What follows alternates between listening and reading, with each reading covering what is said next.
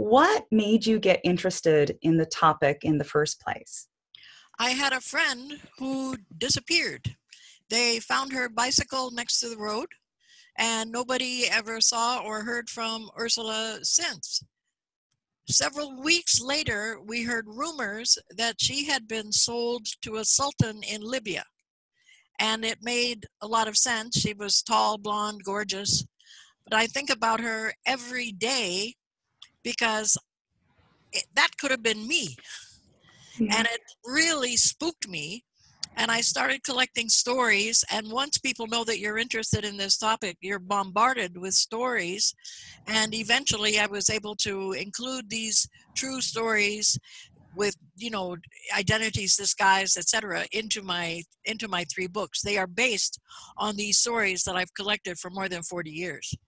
Sex trafficking in Chinese massage parlors was such a problem in Canton, Ohio, that the police, when they would raid one of these massage parlors, they would take a Cantonese interpreter with them so that they could reassure the women who had been brainwashed to be scared of anybody in a uniform, would know that they were being helped and not made even more miserable. It happens everywhere.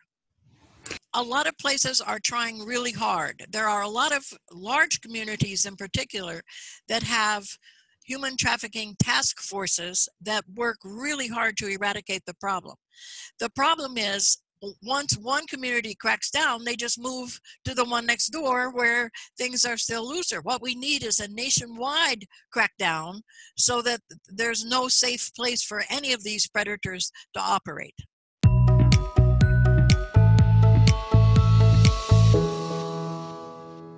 Welcome to yourbrilliance.com. I'm your host, Amy Waterman. And today we are talking about something that none of us even want to contemplate. Modern day kids being kidnapped and sold into slavery. Now, surely that sort of thing doesn't happen anymore. Or if it does happen, it happens in other countries, and certainly not where we live. Every year since 2001, the U.S. Department of State has released a trafficking in persons report outlining the magnitude of the problem. They consider human trafficking a global threat that touches nearly every corner of the world, including our own.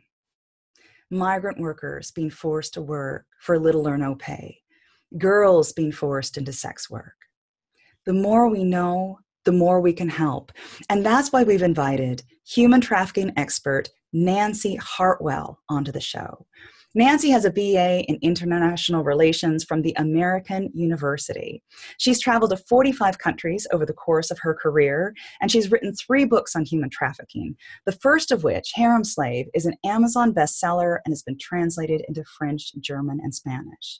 This interview is her 698th interview on the topic. Welcome, Nancy. Thank you. It's great to be here.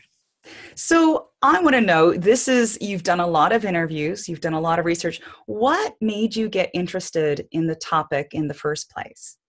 I had a friend who disappeared. They found her bicycle next to the road, and nobody ever saw or heard from Ursula since. Several weeks later, we heard rumors that she had been sold to a sultan in Libya. And it made a lot of sense. She was tall, blonde, gorgeous. But I think about her every day because that could have been me. Yeah. And it really spooked me. And I started collecting stories. And once people know that you're interested in this topic, you're bombarded with stories. And eventually I was able to include these true stories with, identities, disguise, etc., into my 3 books. They are based on these stories that I've collected for more than 40 years. So it's extraordinary to think that this is still happening, right? We think of this as, surely it can't happen in this day and age, and especially we don't think it can happen here in the U.S. Yeah, but it does. It does. It happens in small towns in Iowa, not just big cities. I was amazed to find out that the headquarters of one of the biggest prostitution rings in the U.S. is based in Toledo, Ohio. Not in New York City, not in Miami, not in Dallas, not in Los Angeles, Toledo, Ohio. Sex trafficking in Chinese massage parlors was such a problem in Canton, Ohio, that the police, when they would raid one of these massage parlors, they would take a Cantonese interpreter with them so that they could reassure the women who had been brainwashed to be scared of anybody in a uniform would know that they were being helped and not made even more miserable. It happens everywhere. So why can't law enforcement officials stop it? Like, this is illegal. We've got policemen. Why can't they eradicate it? Well, a lot of places are trying really hard. There are a lot of large communities in particular that have human trafficking task forces that work really hard to eradicate the problem.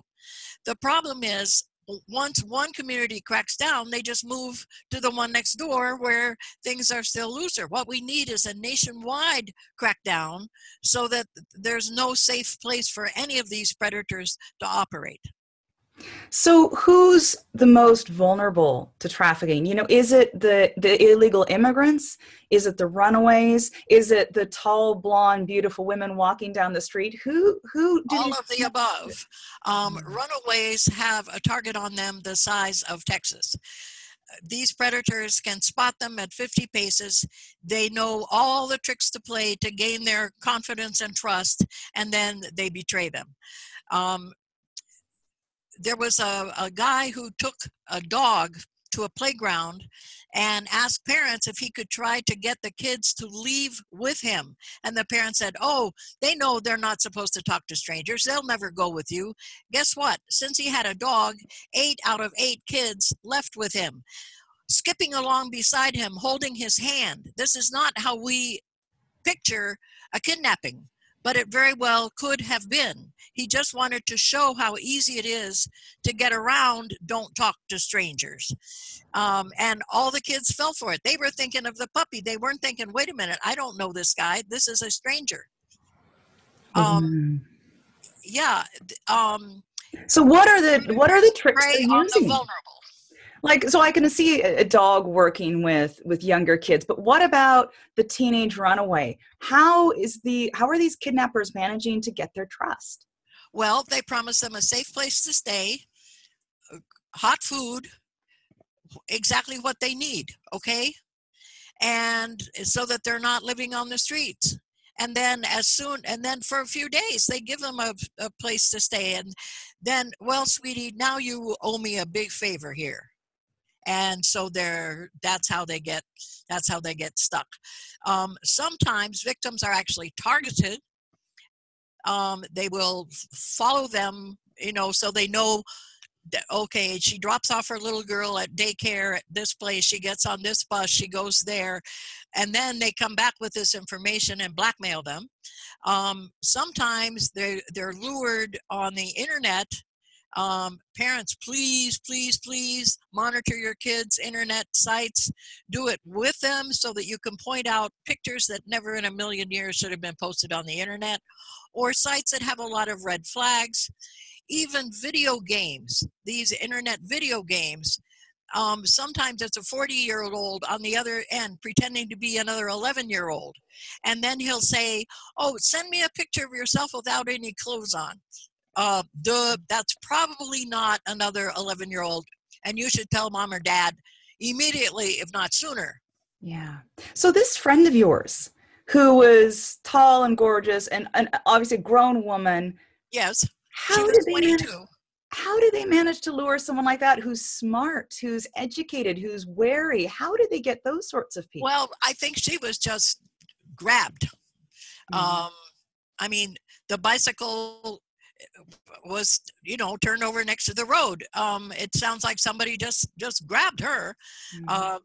But the internet is a very dangerous place these days, and sometimes the predators will go to a school when it's letting out, and they'll find a child with something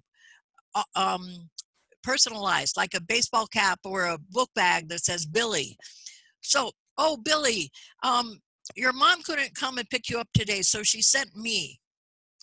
Now, Billy can say, what's the password? And if your family has a password, maybe a pet's name or something easy for even a 4-year-old to remember, then Billy knows not to leave with that guy. Right. Right.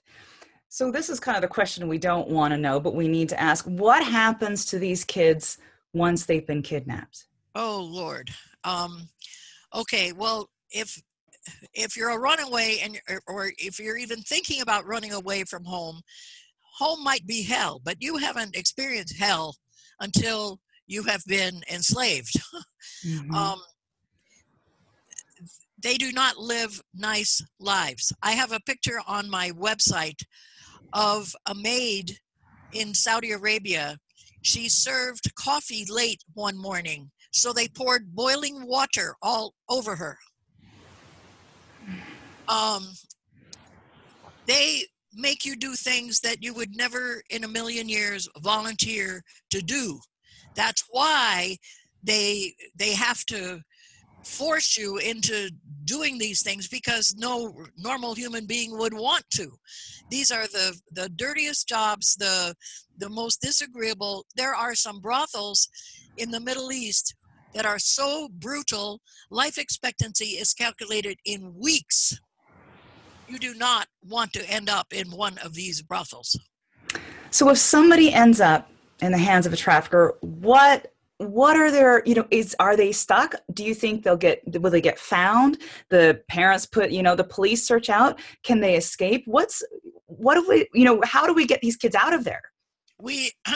That is really, really tough. I mean, they go to great lengths to make sure that people can't get out. For example, you mentioned illegal immigrants. There are these crooks called coyotes who are supposed to lead them safely through the Arizona desert, then to a safe location. But most of the time, they take them straight to a slave camp where they're locked up all night, and then all day they work 18-hour days picking strawberries or whatever it is. They have no idea where they are. They're cut off from the world. Even if they escape, they wouldn't know where to go. In these harems in the Persian Gulf, where where a lot of girls are sold, because that's where the money is. The walls are 12 feet high. There's armed guards at the gate. How are you going to escape? And there's no internet. There's no Facebook, no telephone. You are completely cut off. The world stops and starts at the harem walls, period. Wow. So what do you think is happening with the crackdown on illegal immigrants? Do you think it's making them less likely to go to the police and to ask for help? Well, it's difficult for them to go to the police anyway. If they have been trafficked, they have been brainwashed into being scared to death of the police, and they probably aren't going to go anyway. If you're in the sex trade and you don't bring back to your pimp or your predator a certain quota every day, in some markets it's $300, and some it's $500, and some it's $1,000, he'll beat you till you can't stand up, and he'll do it in front of the other girls so that they know what will happen if they don't reach the quota. It's very, very difficult for them to go to the police, because their minds have also been controlled, not just their physical being, but they have been manipulated and brainwashed so that they're scared to death of the police. Mm-hmm. So what happens then it sounds like the only way to stop this is for parents to really train their kids. Obviously, you don't want to tell your kids these stories. It would terrify them. What do you tell your kids? How do you, especially you said that children, the most common victims of trafficking are girls under the age of 18 who are so vulnerable anyway. What do we do? What do we tell our kids? How do we make them aware of this without scaring them? Well, okay, we warn our children about other dangers. We tell them not to cross the street without looking both ways, because they can get killed. We tell them not to put their hand on a hot stove because they can get burned. Well, talk to your kids about this and be as graphic as you dare, so that the kids will have something specific to be scared about. And we're not trying to traumatize them. We're simply trying to alert them to a danger. And if we don't talk to them about the problem, we're putting them at more risk. Mm-hmm. So do talk to them and say they're going to make you do things that you do not want to do, and you can't get away, and you'll cry and nobody will pay any attention to you, and you'll cry again and nobody will pay any attention to you, and you'll get sadder and sadder and nobody can come and help you. Mm-hmm. So what can we do? What can we do as adults who want to help solve this problem, but we're not law enforcement officials? What can we do in our communities? Is there organizations we can support? Oh yes, nearly every community has organizations that try to combat this crime and also help the people who have been victimized by it. Many of them are faith-based. For instance, the Salvation Army, the Center for Missing and Exploited Children, the Polaris organization. There are lots of organizations that are nationwide, but most of the really good ones are local. And in your own community, you can find out what they are. They're always looking for financial support. They're always looking for volunteers. And if you have it in your heart to help these organizations, they would be so grateful. Fantastic. Now you've got on your website, you've got a 5-day crash course in human trafficking that you offer free to visitors. Right. Tell us a little bit about that. Okay. Well, this is such a complicated topic. We can't cover very much territory in the few minutes that we have here. And so I wanted to give people who are interested a more in-depth opportunity to look at the different kinds of modern day slavery. For example, in India, there's something called debt slavery. Maybe you're poor and you want to get married. And so you borrow $500 from somebody, and then you promise to work for X number of years to pay it off. Well, you don't realize that you have to buy the food from the person that you borrowed the money from. And so you keep getting deeper and deeper and deeper into debt, and you end up working 30 years to pay off $500. There are all kinds of variations on the theme. In Southeast Asia, for example, the fishing industry, it depends on slave labor. And if the slaves don't perform up to par, they simply dump them overboard. In Qatar, where the World Cup finals will be played in 2022, the facilities are under construction and they are being built by slaves that they actively recruited in Nepal, in Somalia, Afghanistan, other poor countries, promising them the world. Then they get there, they confiscate their travel documents, keep them locked up at night, and then make them work 18-hour days under 130-degree heat. They have been averaging a death a day, and nobody seems to know. So yes, there are lots of ways to lure people into slavery, and then it's a lot easier to lure somebody than it is to just grab them. The movie Taken, that starred Liam Neeson a couple of years ago, of course Hollywood had to do its thing, but that is basically a very accurate image of how these predators operate. And having a spotter that identifies a potential victim and then brings other people there and all that is very, very accurate. Except it called them Albanians. It's mostly the Russian mafia that controls this international crime now. They used to just operate in Russia and Eastern Europe, but they noticed the vacuum, so now their tentacles are everywhere, and you don't want to mess with the Russian mafia. They're professional criminals, and they know what they're doing. Even Interpol is almost helpless against these professional crooks. Well, so for those of you watching, if you want to get the crash course in human trafficking, learn more about Nancy's books and the work she does, we've got a link for you. Just go to yourbrilliance.org/Nancy. That's yourbrilliance.org/Nancy. Nancy, thank you so much for coming on and talking to us about this. I've learned so much, I know. And I wanted to know if you had any last message you would like to leave our viewers with. Yes, parents, please, please, please monitor your kids' social media sites. And girls, no matter how much you think he loves you, don't send him a picture that you would not want to see on the front page of a newspaper. When you're 15 years old, it might not seem like any big deal, but when you're 35 and you're running for mayor, guess what? He still has that picture. So don't even think about doing that. Fantastic. Thank you, Nancy. And thank you out there for watching. We hope to see you again soon. Until then, let your brilliance shine.